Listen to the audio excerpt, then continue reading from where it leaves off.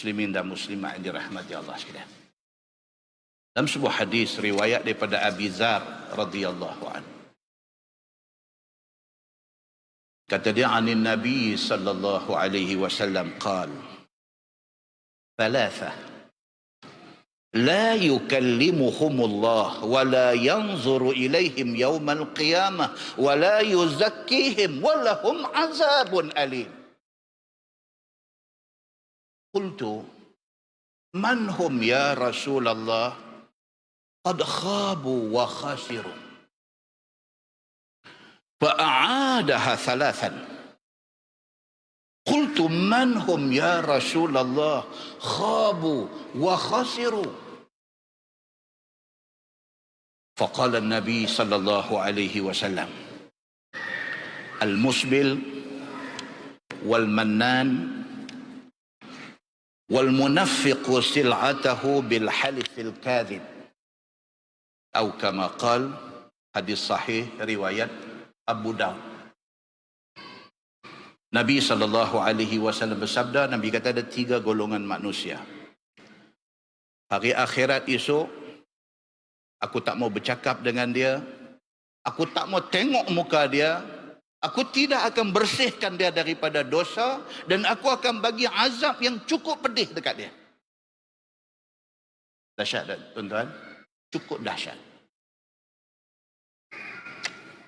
Nabi SAW kata di hari akhirat esok, 3 golongan ni Allah kata dia tak mau tengok muka, Allah kata dia tak mau bercakap dengan mereka ni, Allah kata dia tak akan bagi keampunan dosa kepada mereka ni, dan Allah promise dia akan letak mereka ni dalam azab yang pedih. Bila Nabi SAW cakap macam tu, Abu Dzar sudah mai takut. Abu Dzar kata, man hum ya Rasulullah? Siapa ni? Teruk sangat ni. Yang hari akhirat esok Allah tak mau tengok muka mereka. Yang hari akhirat esok Allah tak mau cakap dengan mereka. Yang hari akhirat esok Allah promise dia tidak akan bagi keampunan kepada mereka. Yang hari akhirat esok Allah janji kata dia akan buh mereka ni dalam azab. Siapa mereka ni? Abu Dzar tanya, siapa 3 golongan ini ya Rasulullah? Qad khabu wa khasiru. Sia-sialah hidup mereka dulu dan rugilah mereka ni. Sia-sia hidup 50 tahun, sia-sia hidup 70 tahun. Rugi apa yang mereka hidup selama ni, apa yang mereka buat selama ni. Nabi tak jawab. Fa'adaha thalathan. Nabi ulang lagi 3 kali dia.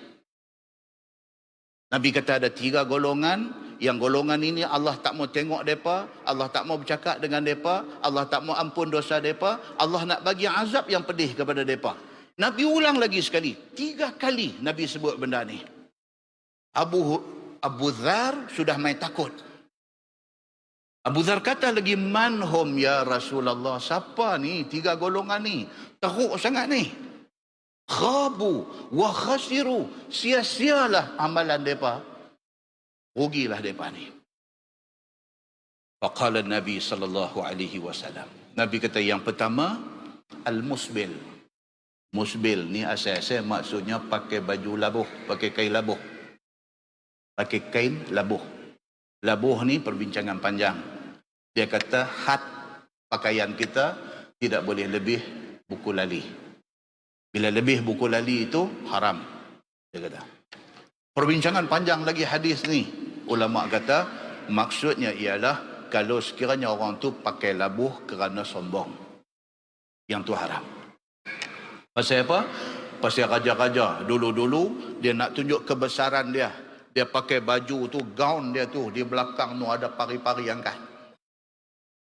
Tu yang pakai gaun labuh sampai orang duk kena angkat ni. Pasal apa? Pasal nak tunjuk kehebatan. Allah tak suka orang nak tunjuk sombong atas dunia. Allah tak suka. Jadi ambil daripada situ disebut al-musbil. Orang yang pakai labuh-labuh kerana nak tunjuk besar, nak tunjuk sombong. Maksudnya apa dia? Orang yang sombong.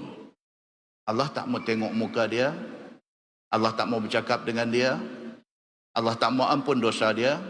Dan Allah akan make sure dia masuk neraka. So, jangan sombong. Yang kedua, wal mannan. Mannan maksudnya dalam hadis lain Nabi terang, al-mannan alladhi la yu'ti syai'an illa mannah. Nabi kata, yang kata al-mannan ini adalah orang yang dia tak akan bagi satu-satu pertolongan, satu-satu bantuan dekat orang, melainkan lepas dia bagi, dia ungkit. Maksudnya apa dia? Sum'ah. Bahasa tasawufnya sum'ah. Sum'ah ni maksudnya apa? Buat baik nak cerita ke orang, bagi orang dengar. Dia tolong orang, dia cerita ke orang. Dia bantu orang, dia cerita ke orang. Apa yang dia buat baik, dia habang ke orang. Dia kata, saya ya Allah, dia kata semalam bangkit, punyalah mengantuk gagah juga, pelepah juga ador kan. Dah hang bangkit tu bagus dah. Hang semayang tahajud tu cantik dah. Yang pergi duk cerita ke orang ni buat apa? Allah, dia kata tak pernah lagi jadi macam tu. Orang tanya dia, awak haji, pasal apa haji? Taklah selalu duk bangkit okey ya. Bangkit pergi mana haji? Dah duk buat lah lebih-lebih kurang malam-malam ni. Mula dah, dia mula dah. Duk buat lah lebih-lebih kurang, tapi semalam ya Allah Akbar, nak bangkit ni, dia kata nak pergi pancong tu, duk nampak pintu pancong besar kecil ni, duk cerita ke orang ni. Boleh juga dia kata gagah masuk ambil semayang, keluar semayang pun baca Fatihah saja lepas 2 rakaat pakai tidur atas sejadah tu. Cerita buat apa? Tapi dia lagi dia tak cerita, dia gatal dalam perut. Dia gatal dalam perut ni. Bila dia boleh cerita ni kebaikan hak dia buat ni, gatal tu hilang serta merta. Yang ni dia panggil apa? Sum'ah, daripada perkataan sami'ah, dengar. Sum'ah, cerita nak bagi orang dengar kebaikan dia. Dia tolong orang, dia habang kat orang. Dia tolong siapa, dia pergi cerita kat orang lain. Depa ni dipanggil al-mannan. Orang yang tolong orang, lepas tu nak cerita apa yang dia tolong tu kepada orang lain. Apa jadi kepada depa ni? Nabi SAW kata, Allah tak mau tengok dia hari akhirat esok. Allah tak mau bercakap dengan dia hari akhirat esok. Allah tak mau ampunkan dosa dia hari akhirat esok. Dan Allah akan make sure dia disembam ke neraka. Dan golongan ketiga, wal munaffiqu sil'atahu bil halifil kadhib. Orang menyaga yang duk bagi sumpah bohong supaya orang beli barang dia. Dia menyaga, dia tahulah 5 kong hipat cuai ni masam. Bila mai kat dia berkotak-kotak tu, dia dah tahu dah kotak ni manis, kotak ni masam. Hak kotak masam ni dia buang setengah, dia ambil hak manis buah belah atas. Dia ada 3 layer, 4 layer buah limau tu, dia ambil hak kotak manis buah layer atas. Dia jual. Kita hak tak Cina ni pun nak makan juga limau tu. Dia pergi tanya dia, bos, limau manis? Dia kata manis. Saya tak ambil kalau hak masam ya. Buka ramp kata. Buka tu selotip tu baru pasang tadi ni. Buka ramp depan kita buka nak ambil rasa. Dia ambil hak atas sekali bagi. Kita buka senyum. Macam mana? Okey tak? Saya memang tak ambil buah masam. Yang tu yang disebut dalam hadis ni. Nak jual barang, sumpah tipu. Kita pun dia main tamak lah pasal benda ni musim. Habis raya Cina tak ada dah. Kita ambil 5. Bos mulut dia kerepot muka ni lebih pada asam kedut yang kena. Duk maki dia ni macam tu punya duk jadi. Orang hak menyaga duk buat pembohong macam ni. Apa jadi dekat dia? Nabi ulang 3 kali. Nabi kata depa ni Allah tak mau tengok pun muka depa. Allah tak mau bercakap dengan depa. Allah tak mau ampunkan dosa depa dan Allah akan make sure depa masuk neraka. Muslimin dan muslimat yang dirahmati Allah sekalian, yang kita nak fokus dalam hadis tu apa dia? Al-Mannan, orang yang buat amal, buat kebaikan, cerita ke orang yang menyebabkan hilang keikhlasan dia. Muslimin dan muslimat yang dirahmati Allah sekalian, kesimpulan dia, cubalah sedaya upaya supaya kita ikhlas dalam buat amal. Try kita punya best. Try. Kita sendiri boleh cek indikator tu ada kat kita. Kalau kita bila main masjid, cantik. Qabliyah buat, ba'diyah buat, cantik. Bila di rumah, pakai lohong tu satu aja. Kita ada masalah. Itu indikator. Boleh kenai kita ni. Pasal apa bila pergi masjid, orang duk ada ramai, kita buat sembahyang sunat, buat semua cantik. Pasal apa di rumah tak ada siapa nak tengok, kita tak buat sembahyang sunat, pasal apa? Itu persoalannya. Pasal apa? Pasal ada sikit sakit dalam hati kita. Kita nak tunjuk ke orang. Kita ada masalah. Dalam pada duk jaga tu, di masjid pun buat sunat qabliyah ba'diyah cantik, di rumah pun kita buat sunat qabliyah ba'diyah cantik, kita selamat daripada riak. Dia main ujub pula. Dia masuk dalam hati dia, jerap masuk pula, dia kata, memang cantik ya. Bulan lepas kita baca hadis cerita apa? Nabi kata syaitan jalan di dalam laluan darah manusia. Dia injek kita. Kita dah selamat dah. Kita dah cantik dah. Ni aku di masjid kah, di rumah kah, yang ni aku buat. Aku tak kira, bukan pasal nak tunjuk ke orang. Bagi jarum halus satu masuk. Jarum halus masuk. Dia tetapi betul, dia kata bukan nak kata hang memang bagus. Perasan pula seorang-seorang. Rosak tak? Rosak juga. Sebab 3 penyakit ni kita kena jaga. Satu, riak, buat kerana nak tunjuk ke orang. Yang kedua, sum'ah. Bila buat baik, orang tak nampak, dia cerita ke orang, bagi orang tahu. Yang ketiga, ujub. Ujub ni apa dia? Perasan. Seorang-seorang dia jadi biskut Mary rendam dalam yang atas. Dia kembang hancur dalam cawan macam tu aja. Hancur biskut Mary tu, hancurlah amalan kita. Muslimin dan muslimat yang dirahmati Allah sekalian. Kesimpulan yang kedua, cuba sedaya upaya. Jangan ada ujub, jangan ada riak, jangan sum'ah. Kerana benda ni anai-anai yang merosakkan amalan kita. Yang ketiga, perbaiki diri. Perbaiki amalan kita. Jauhi daripada sikap suka condemn orang dan suka hina orang. Sama. Pasal apa? Pasal kalau sekiranya kita suka condemn orang, kita suka hina orang, kita suka penjatuh orang, kita suka peleceh orang, bermakna kita takabur. Kita rasa kita besar, kita rasa kita sempurna. Maka kerana tu kita condemn orang. Elak daripada nak condemn orang. Bila dia main di mulut gatai nak kata ke orang tu, minum air telan bang. Tak mau kata. Kerana benda itu merosakkan ibadat kita.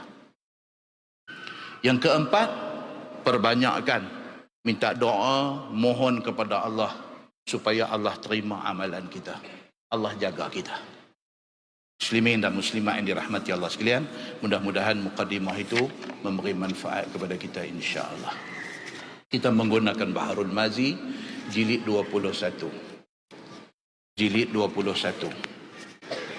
Muka surat 96. Bawah sekali dia kata masalah Maha suci Tuhan daripada cacat dan celah dan sifat kekurangan. Dia nak bagi kita tahu Allah Tuhan yang kita duk sembah ni. Allah yang menjadi Tuhan Kaabah. Allah yang menjadi Tuhan seluruh alam ni. Allah Tuhan yang maha sempurna. Tidak ada kekurangan, tidak ada cacat celah pada Allah Subhanahu wa taala. Sesungguhnya telah datang hadis yang menunjukkan Allah maha suci daripada kebinasaan dan aib. Tuhan tak ada benda yang aib pada dia. Tuan-tuan jaga, jangan kita bebaskan sangat otak kita fikir tanpa kawalan. Jangan. Kalau kita lepas otak kita bagi fikir benda yang bukan kerja kita nak fikir, kita rosak. Saya sembang dengan satu kawan tapi dia non-Muslim, dia bukan orang Islam. Dia kata kat saya, dia kata cuba you tengok, dia kata Tuhan pun tak betul juga. Dia kata dia masuk simpang tu. Saya kata apa pasal? Kata dia kata cuba you tengok. Macam ni punya orang Tuhan pergi buat apa? Dia kata. Dia tunjuk pergi ada orang cacat. Tangan tak ada, kaki tak ada, duk melepok minta sedekah. Ini orang pun Tuhan juga buat sama dia kata. Kira Tuhan pun betul-betul dia kata taraf perfectnya. Nampak tuan? Pasal apa dia cakap lagu tu? Pasal dia tidak ada kawalan wahyu. Dia bebas bercakap. Dia kata Tuhan ni kalau betul-betul dia perfect, dia tak buat macam ni orang. Dia tak buat. Ini ya, dia kata you bikin dia macam ni ya, dia berapa susah mau hidup tau. Dia kata. Tak kacau tuan-tuan. Otak dia fikir macam tu. Dia kata patutnya you sebagai Tuhan, you tak boleh buat macam ni. You buat, kira you tak ada tanggungjawab. Dia boleh kata kat Tuhan macam tu. Wih, kacau tuan-tuan. Maknanya apa? Kita orang Islam, kita tak boleh macam tu. Apa juga benda hak jadi dalam dunia ni, dia ada penjelasan dia. Dia ada cerita dia. Allah jadikan satu budak yang cacat lahir ke dunia ni. Allah nak test mak bapak dia. Macam mana mak bapak dia sabar untuk nak bela anak macam ni. Dengan kesabaran mak bapak ni, Allah bagi reward. Allah bagi ganjaran dekat dia. Kita orang Islam, kita tengok angle tu. Pasal apa? Pasal kita orang Islam, fikiran kita dikawal oleh wahyu. Kita tak bebas duduk merayau macam tu. Tapi orang yang tidak ada agama, orang yang tidak Islam, dia boleh merayau macam tu. Dia boleh kata kat Tuhan, macam tu aja dia kata. Allah bagi dekat kita akal, bukan Allah nak bagi kita bebas berfikir. Allah suruh kita fikir, tetapi fikir dalam sempadan yang dikontrol. Muslimin dan muslimat yang dirahmati Allah. Kalau tidak huru hara habis. Piduk tanya habis semua benda. Dan dia kata pasal apa kita nak semayang. Dia suruh basuh muka sikit. Dia suruh basuh tangan sikit. Dia suruh sapu kepala sikit. Dia suruh basuh kaki sikit. Pasal apa? Dia kata kalau nak bersih. Orang nak semayang nak bersih. Pergi mandilah dia kata. Bersih semua. Otak fikir. Bolehkah kita pakai otak apabila dia fikir macam tu? Bolehkah? Tak boleh. Kita nak jawab apa? Kita jawab kata Tuhan aku Allah. Allah bagi tahu dalam Quran, orang yang nak semayang ni faghsilu wujuhakum wa aydiyakum ilal marafiq. Allah bagi tahu dalam Quran, orang yang nak semayang ni basuh muka, basuh tangan sampai siku, maka kita buat apa yang Allah suruh. Kita tak boleh lepas otak kita duduk fikir benda pelik-pelik. Dia kata ni dia kata yang kita ni duk kata dekat orang bukan Islam, duk sembah batu ni apa semua ni, ini berhala apa semua, ni yang kita punya duk simpan duit, nak pi Mekah, nak pi buat haji, nak pi buat umrah, kita duk pi tawaf tu bukan batu ah. Bolehkah otak kita dibiak fikir macam tu? Bolehkah? Tak boleh. Pasal apa tak boleh? Pasal dalam Quran Tuhan kata wa'adzin fin nasi bil haji ya'tuka rijalan wa ala kulli dhamir. Allah Subhanahu Wa Taala kata suruh manusia suruh buat haji. Mereka akan mai ke Mekah ni walaupun mereka terpaksa berjalan kaki, walaupun mereka terpaksa naik kenderaan unta, yang unta tu daripada gemuk sampai jadi kurus sementara nak sampai ke Mekah. Oleh kerana Allah suruh dalam Quran macam tu, kita buat macam tu. Kita tak boleh bagi otak kita ni pi bebas fikir benda-benda yang dilarang. Pasal apa yang saya sebut benda ni, tuan-tuan? Pasal akhir-akhir ini sudah mewabak satu penyakit orang Islam tapi cuba nak bebaskan diri daripada kawalan Quran dan hadis. Dia nak fikir pakai akal dia. Bila dia terlampau bebas, dia akan sesat daripada jalan Allah Subhanahu Wa Taala. Muslimin dan muslimat yang dirahmati Allah sekalian. Maka hak kita baca malam ni dia kata apa? Maha suci Allah daripada segala sifat kekurangan. Allah buat apa pun ada explanation dia. Kita mampu faham ataupun tidak, itu hal lain. Tapi setiap benda yang Allah takdir dalam dunia ni ada cerita dia. Muslimin dan muslimat yang dirahmati Allah sekalian. Sebagaimana hadis yang dikeluarkan oleh Imam At-Tirmizi, kata dia an Abi Hurairah radhiyallahu anhu qala Rasulullah sallallahu alaihi wasallam, ya ayyuhan nas innallaha tayyib. Dalam hadis dia kata diriwayatkan daripada satu sahabat Nabi sallallahu alaihi wasallam, nama dia Abu Hurairah radhiyallahu anhu. Kata dia sabda Nabi sallallahu alaihi wasallam, Ya ayuhan nas, wahai manusia, bahwasanya Allah itu Tuhan yang maha suci. Maha suci Allah daripada kebinasaan dan aib. Nabi SAW beritahu, dia kata Allah maha suci dan Allah maha suci daripada sebarang kekurangan dan aib. Yang tu mau pegang ingat. Maha suci Allah daripada kekurangan dan sebarang benda yang busuk. La yaqbalu illa tayyibah. Dan Allah tidak terima daripada amalan manusia ni melainkan benda yang baik dan harta yang suci. Tuhan maha baik, Tuhan tak terima melainkan benda-benda baik. Muslimin dan muslimat yang dirahmati Allah sekalian.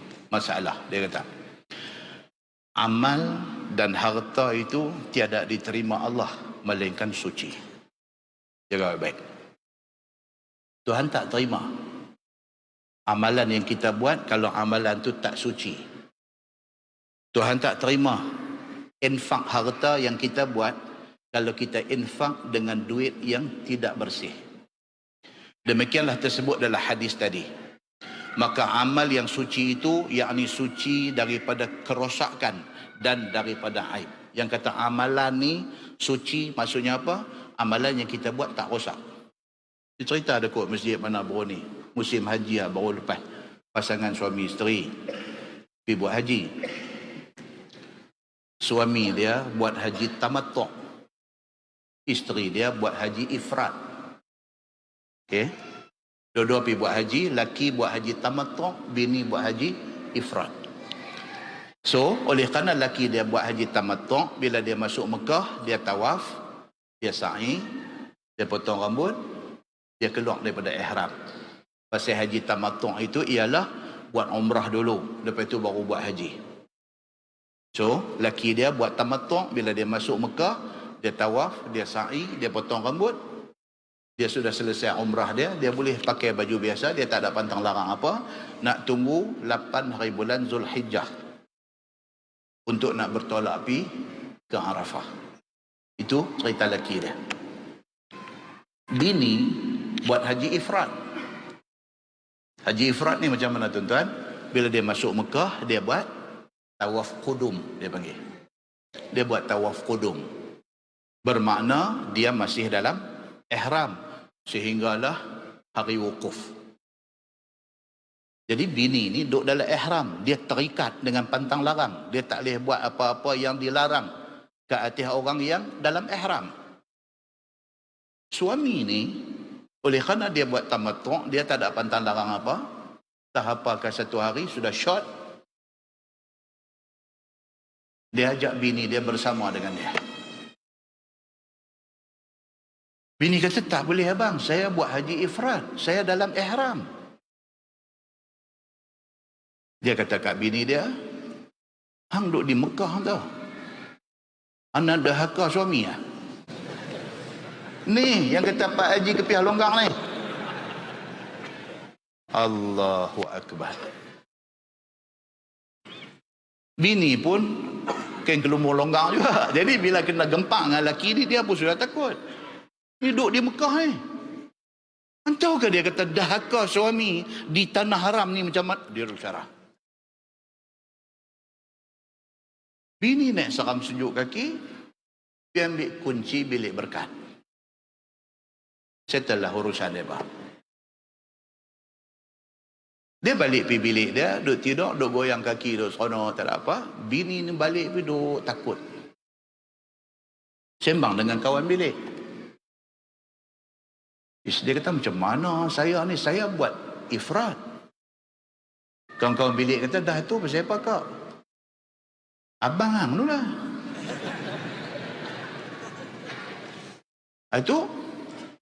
Itu tunggu tu.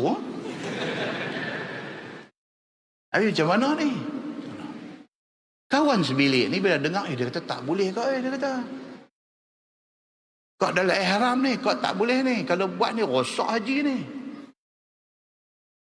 Dia main seram sejuk. Dia kata, tapi abang hang kata, dia kata kalau dah haka kat dia pun besar juga dosa.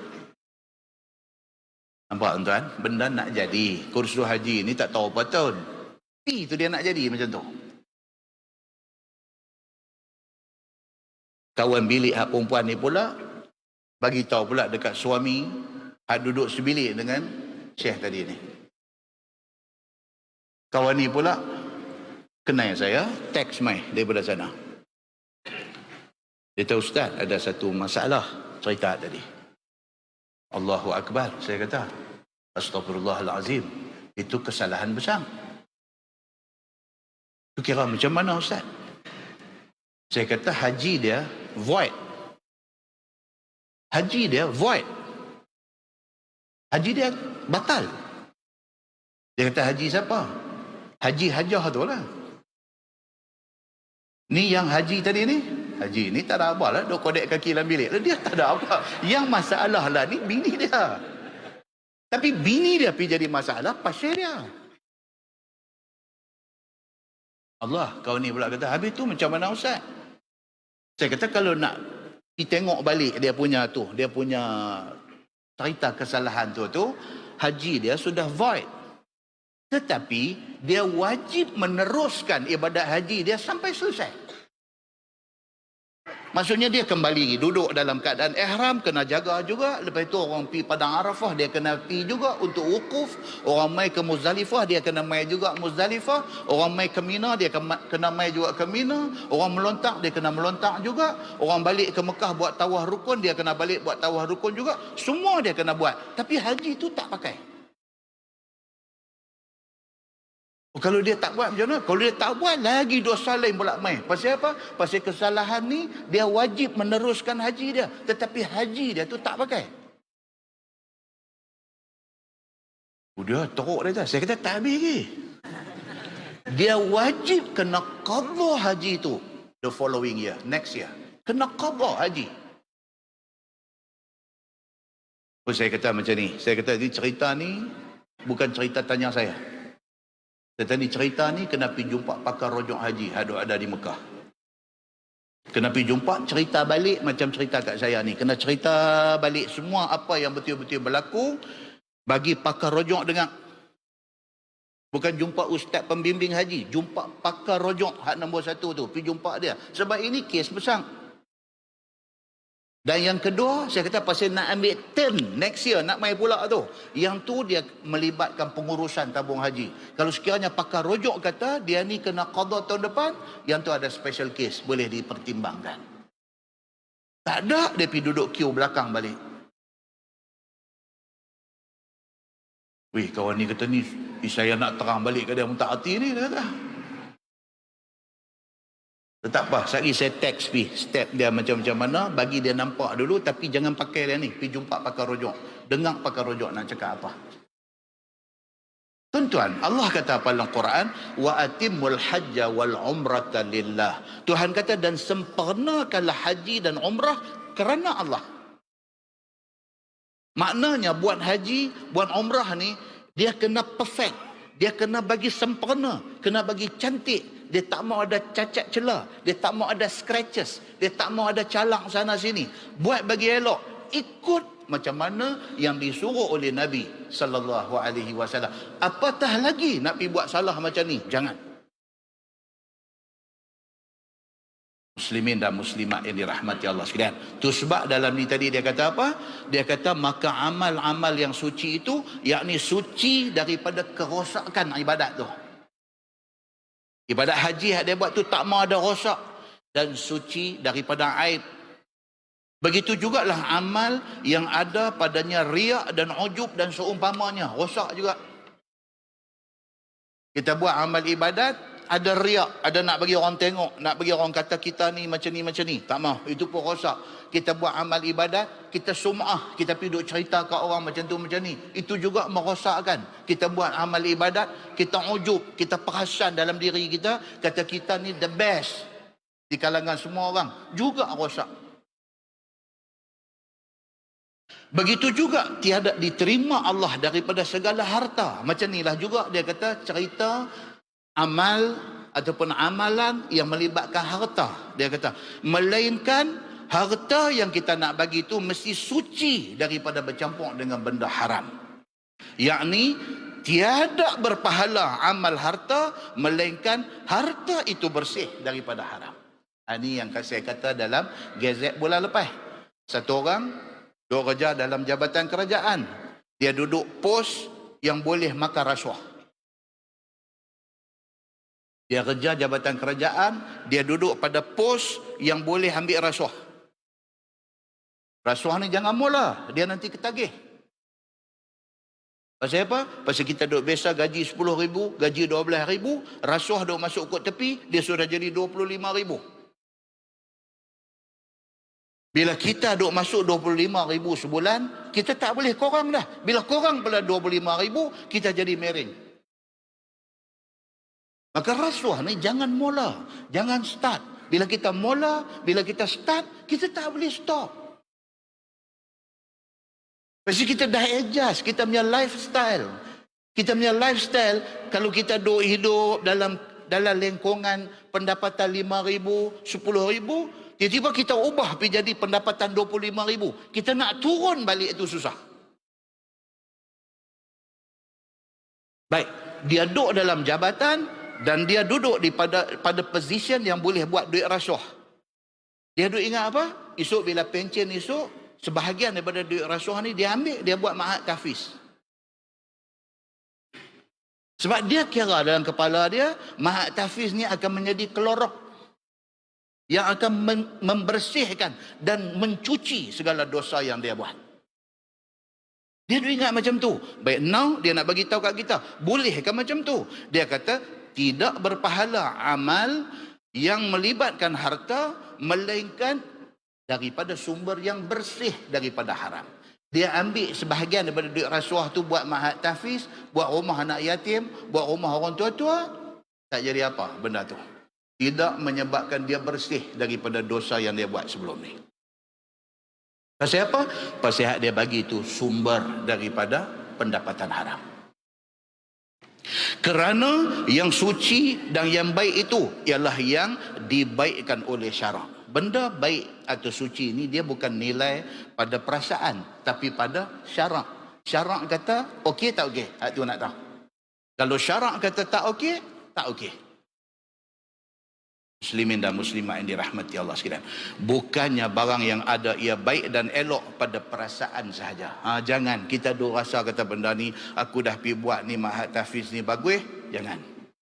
Dia tak kira kita rasa macam mana, tapi dia kira syarak kata apa. Muslimin dan muslimat yang dirahmati Allah sekalian, kerana yang baik pada perasaan dan ketiadaan harus pada syarak akan menjadi bala ke atas orang yang mengerjakannya dan menjadi azab pedih di hari akhirat. Dia. Dan kata Syirakhiti, dan tiada diterima daripada segala harta itu melainkan yang halal. Kata satu ulama, Syirakhiti ataupun boleh dibaca nama dia Syubrakhiti. Kata dia ni apa dia? Kalau sekiranya kita buat amalan melibatkan harta, kalau bagi duit tak halal, tak jadi apa, dia kata. Kerana lafaz tayyib dalam hadis tadi mengandungi puji dan mulia. Dah sebut dah tadi ni, dia kata la yaqbalu illa tayyibah. Allah tidak akan terima amalan ataupun harta melainkan yang baik-baik. Maksudnya yang halal-halal. Begitu. Maka tiada didampingkan kepada Allah Subhanahu wa taala melainkan yang munasabah dengan makna baik itu. Kita tak boleh benda-benda haram ni nak pergi duk tempek dekat Tuhan, tak boleh. Tuhan tak mau benda ni semua. Tuhan mau yang bersih, suci dan halal. Begitu. Dan ikhlas pada amal dan pilihan pada harta. Buat amalan bagi ikhlas, dan harta yang kita nak belanjakan mesti harta yang terpilih, bersih, elok dan halal. Begitu. Masalah suruh-suruhan Allah bagi orang yang mukmin itu macam mana suruh-suruhan Tuhan kepada Rasulnya. Tuhan suruh kita buat apa ni sama macam Tuhan suruh Nabi-Nabi buat, sama. Kalau Nabi-Nabi disuruh bercakap benar, kita disuruh bercakap benar. Kalau Nabi-Nabi disuruh sabar, kita disuruh sabar. Dia macam tu. Sesungguhnya apa juga suruhan Allah kepada orang mukmin daripada ibadah taat, sama serupa dengan suruhan Allah kepada nabi-nabi dan segala pesuruhnya. Sama. Apa yang Tuhan suruh Nabi buat, kita kena buat. Sama, dia kata. Sabda Nabi sallallahu alaihi wasallam, wa innallaha amaral mu'minin. Dan bahawasanya Allah Ta'ala tak kala sudah dijadikan bagi sekalian hambanya akan barang yang di dalam bumi ini semuanya, dan diharuskan bagi mereka itu kecuali barang yang diharamkan atas mereka itu. Ini dia ada kaedah. Dalam fiqh dia ada kaedah. Dia kata al-aslu fil asya' al-ibahah. Ini kaedah. Asal semua benda harus. Melainkan ada dalil kata haram. Dalam soal makan minum. Selagi tak ada dalil kata haram, benda tu harus. Boleh? Tanya Ustaz. Tak telur penyu boleh makan tak? Tanya. Telur penyu boleh makan tak? Kita tak boleh, tak ada masalah. Tak ada kata penyu boleh makan tak penyu? Sorry pasal nampak. Ada kita pasal penyu tak boleh makan, pasal telur penyu boleh makan. Dia nak buat ramai. Nak buat ramai. Okey. Dia kata apa? Al-aslu fil asya' al-ibahah. Kaedah dia, selagi tidak ada dalil mengharamkan makanan itu, maka makanan itu harus. Dia kata. Dia main dalil, habang kata tak boleh, dia main ciri-ciri dia. Dalam Quran ada, dalam hadis ada, apa dia ciri-ciri benda haram ni, apa dia? Benda berbisa, benda yang sambak pakai kuku, benda yang tangkap dengan taring, benda yang tu haram-haram. Baik, penyu ada taring tak? Tak ada. Penyu dia tangkap orang dengan, tak ada. Ni macam mana cerita ni? Tapi pasal apa orang tak makan penyu? Dia tanya apa? Tuhan nak makan? Tanya dia.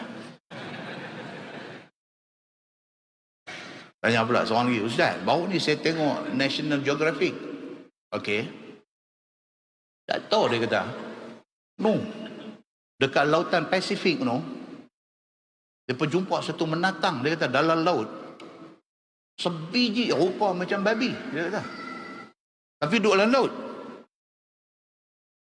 Keluar Ustaz dalam National Geographic, dia kata. Okey, saya kata, so apa masalah? Tak boleh makan tak menatang tu, dia kata. Ya Allah, punya banyak benda boleh makan. Dia pergi duduk tanya ni, menatang hak duduk dalam laut rupa macam babi ni, boleh makan tak boleh makan? Kacau tuan-tuan. Kaedah dia main, dia kata apa? Al-aslu fil asya' al-ibahah. Asal segala-gala benda ni harus. Melainkan main dalil, habang benda ni haram. Hurriman alaikumul maitah waddam walahmul khinzir. Diharamkan ke atas kamu makan bangkai. Diharamkan ke atas kamu memakan darah. Dan diharamkan ke atas kamu makan daging babi. Itu haram. Dia main pula perincian. Darah ni kalau sekiranya hati. Hati ni pun darah juga. Tapi dia berketui. Boleh makan tak boleh makan. Dia main satu hadis pula. Dia tarik keluar benda tu. Dia kata hati boleh makan pula. Dalil. Selagi tak main dalil ni, selagi itu al-aslu fil asya' al-ibahah. Asalnya ialah harus. Muslimin dan muslimat yang dirahmati Allah sekalian. Dia kata, dan disuruhnya akan orang mukmin, laki-laki dan mukmin yang perempuan itu, supaya jaga benda-benda macam ni. Bima amara bihil mursalin. Dengan apa-apa yang disuruh akan pesuruhnya, yakni pesuruh Allah. Maka telah disamakan Allah antara mereka itu pada khitab. Dengan disuruhnya mereka menuntut yang lebih utama makanan yang halal. Macam mana Nabi-Nabi disuruh makan benda halal, macam itulah kita disuruh mencari yang halal. Dan dia kata, berbuat-buat amal yang saleh, kerana sekalian hamba disuruh semuanya melakukan ibadah kepada Allah Subhanahu wa taala. Para nabi, para rasul disuruh buat amalan saleh, kita pun kena buat amal yang saleh. Melainkan barang yang telah berdiri dalil atas yang menjadi ketentuan bagi mereka itu sahaja. Melainkan ada benda yang nabi-nabi boleh buat, kita tak boleh buat. Contohnya apa? Saya sebut bulan lepas. Nabi Muhammad sallallahu alaihi wasallam kahwin sampai 10-11 orang. Yang tu ketentuan bagi Nabi sallallahu alaihi wasallam, tidak kepada kita. Macam mana nak tahu? ada beritahu dalam hadis, ada beritahu tentang benda ni. Simpan. Baik, maka tidak masuk umat-umat mereka itu mengerjakan benda yang khusus kepada para nabi tadi. Baik, masalah pesuruh-pesuruh Allah disuruh Tuhan makan benda yang halal. Sebagaimana sabda Nabi sallallahu alaihi wasallam, faqala ya ayyuhar rusul kulu minat thayyibat. Firman Allah, wahai sekalian pesuruh Allah, wahai nabi-nabi, makanlah sekalian kamu benda yang halal. Nabi disuruh makan benda halal, maka kita kena makan benda halal. Maka Nabi SAW makanan Nabi di antaranya daripada ghanimah, yakni harta rampasan daripada perang kerana meninggikan agama Allah. Nabi makan harta ghanimah, harta rampasan daripada orang kafir. Benda itu diterangkan sebagai halal kepada Nabi, maka benda itu halal. Dan itulah sebaik-baik, maka ia adalah sehabis-habis halal makanan kepada Nabi sallallahu alaihi wasallam. Dan Nabi Allah Isa alaihi salam makan ia daripada ibunya. Tuan-tuan baca dalam Quran, dalam surah Ali Imran ayat 37. Ali Imran ayat 37 cerita tentang mak Nabi Isa. Mak Nabi Isa ni nama apa? Maryam. Bapa Maryam nama apa? Imran. Yang kita duk baca dalam Quran surah Ali Imran. Imran tu nama bapa Maryam. Nama tuan Nabi Isa, Imran. Isteri Imran nama apa? Hannah. Hannah. Kan orang Kristian banyak ambil nama-nama ni buat nama mereka. Hannah ni. Itu nama tok kepada Nabi Isa alaihi salam.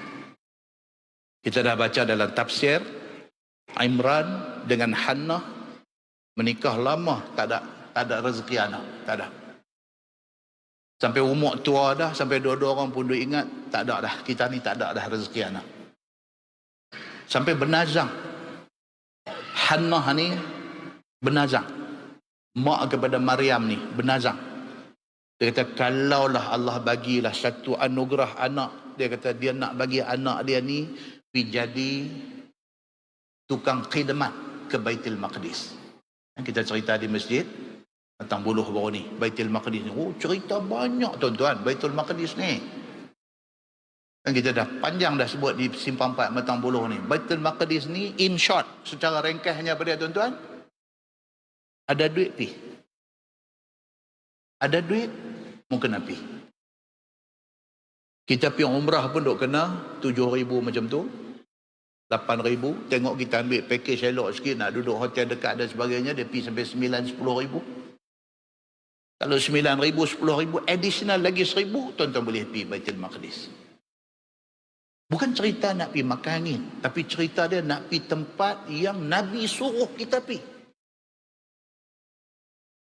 Nabi suruh ni, Nabi kata kalau sampai nak kena bersusah payah kerana nak pergi 3 masjid ni, Nabi kata susah payah sikit tak apa.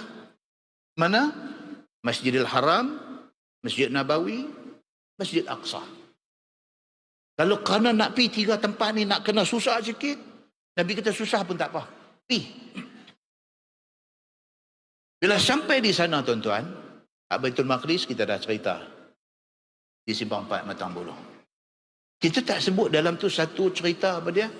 Mihrab Zakaria. Mihrab Zakaria. Apa hal dengan Mihrab Zakaria ni? Dalam ayat 37 surah Ali Imran, Allah sebut, A'udzubillahi minasyaitanir rajim.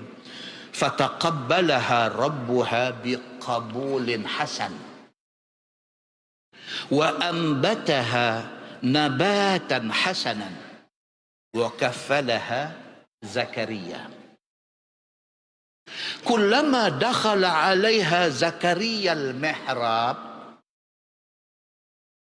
wajada 'indaha rizqan.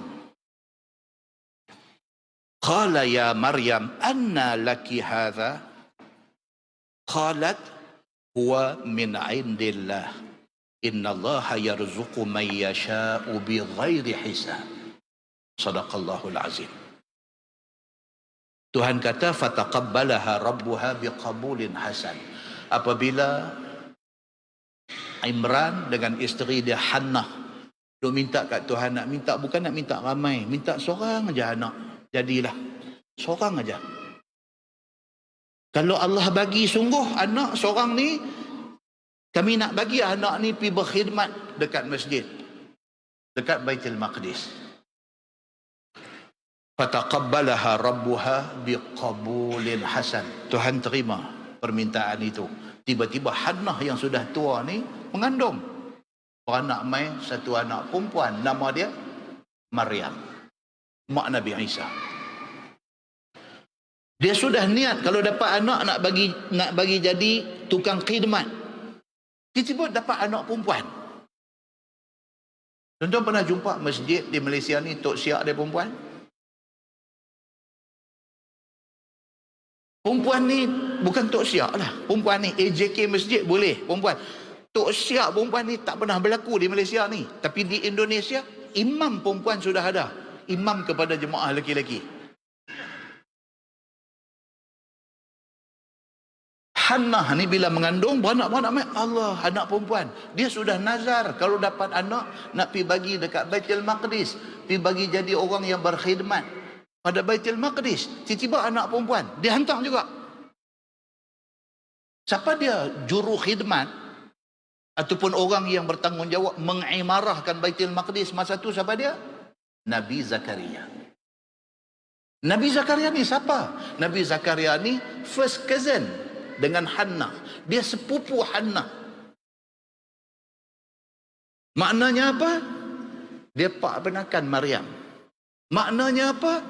Dia tuan kepada Nabi Allah Isa alaihissalam. Tuan-tuan cuba tengok yang kata keturunan Nabi-Nabi ni. Bila mai anak perempuan Hannah ni terus bawa pi bagi anak perempuan dia Maryam ni kepada Nabi Zakaria, sepupu dia. Dia kata, abang tolonglah tengok anak perempuan saya ni. Inilah satu-satunya anak saya. Nabi Zakaria pun ambil dan bela dia dan besarkan dia.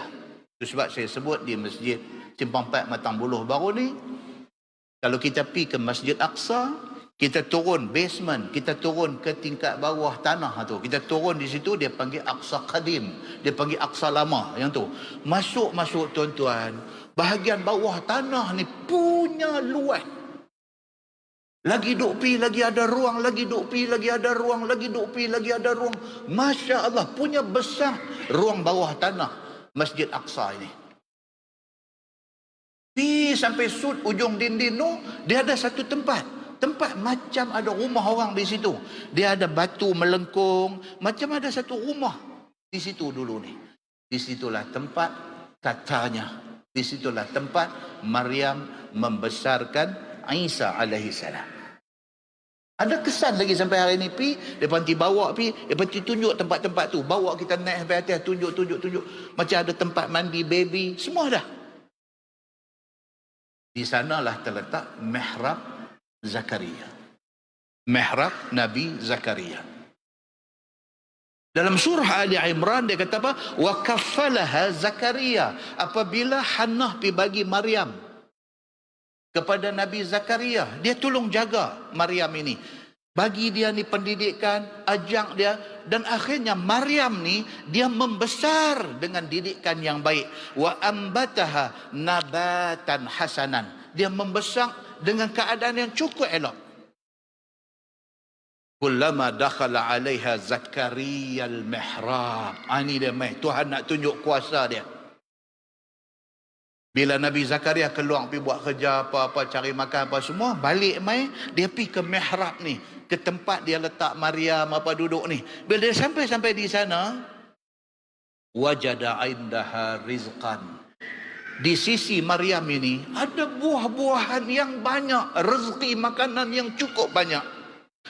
Qala ya Maryam, Nabi Zakaria kata dekat Maryam ni, wahai Maryam, dia kata, anna laki hadha, mai mana ni semua buah-buah rezeki ni, hang ambil mana? Qalat, jawab Maryam, dia kata apa? Huwa min indillah. Dia kata ini dari sisi Allah. Allah hantar mai ke aku. Innallaha yarzuqu man yasha bighairi hisab. Allah boleh bagi rezeki pada siapa yang dia mau tanpa hisab. Muslimin dan muslimat yang dirahmati Allah sekalian. Rezeki itu dia panggil apa? Dia panggil rezeki yang cukup baik, cukup halal, cukup bersih. Pasal dia mai dari Allah Subhanahu wa taala. Maka iaitulah sahabi-habi halal daripada yang halal yang diberikan kepada Maryam alaihissalam. Maka pada sepotong ayat Quran ini memberitahu atas harus bagi mereka itu untuk makan segala yang halal, iaitu hukum daripada zaman dulu sampailah kepada lah ni. Dan firman Allah Subhanahu wa taala, wa'malu salihan, dan amalkan oleh sekalian kamu wahai pesuruh Allah, wahai para nabi, amalan yang saleh. Baik, dia kata yakni amal yang muafaqah dengan syarak. Pada sepotong ayat itu menunjukkan disuruh mereka itu, yakni para nabi, junjung apa perintah Allah. Dan telah didahulukan sebut makan yang halal, atas sebut amal yang saleh. Tuan-tuan tengok. Yang kata ulama tafsir ni, mereka go detail. Susunan ayat dalam Quran tu, mereka ambil kira. Pasal apa Allah Subhanahu wa taala kata, ya ayyuhar rusul kulu minat tayyibat wa'malu salihah. Pasal apa Tuhan kata, wahai rasul-rasul, wahai nabi-nabi, makan benda yang baik-baik, makan benda yang halal, dan buatlah amal yang saleh. Pasal apa Tuhan pair amal saleh dengan makan benda halal. Pasal apa? Dia kata, ialah nak memberitahu kepada kita, tiada boleh seseorang itu, sesiapa itu, sampai kepada amal yang saleh, melainkan dia mendapat rezeki yang halal.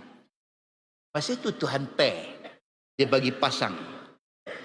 Kalau hang duk makan benda haram, hang jangan ingat kata amalan yang hang buat saleh. Jangan. Sebab orang yang boleh buat amal saleh ni, dia mesti makan benda halal. Barulah amalan hak dia buat tu saleh. Saleh ni maksud dia apa? Baik. Baru amalan dia baik dan diterima Allah. Maka sebagaimana Allah Ta'ala suruh kepada nabinya makan benda halal, junjung dan taat perintah Allah, maka demikian jugalah orang-orang mukmin disuruh supaya makan benda halal dan taat kepada Allah. Seperti yang sebutlah masalah tadi. Masalah dia kata mengetahui Allah akan segala perbuatan hambanya, wallahu alam. Bulan depan dia nak abang kat kita yang akan datang ni,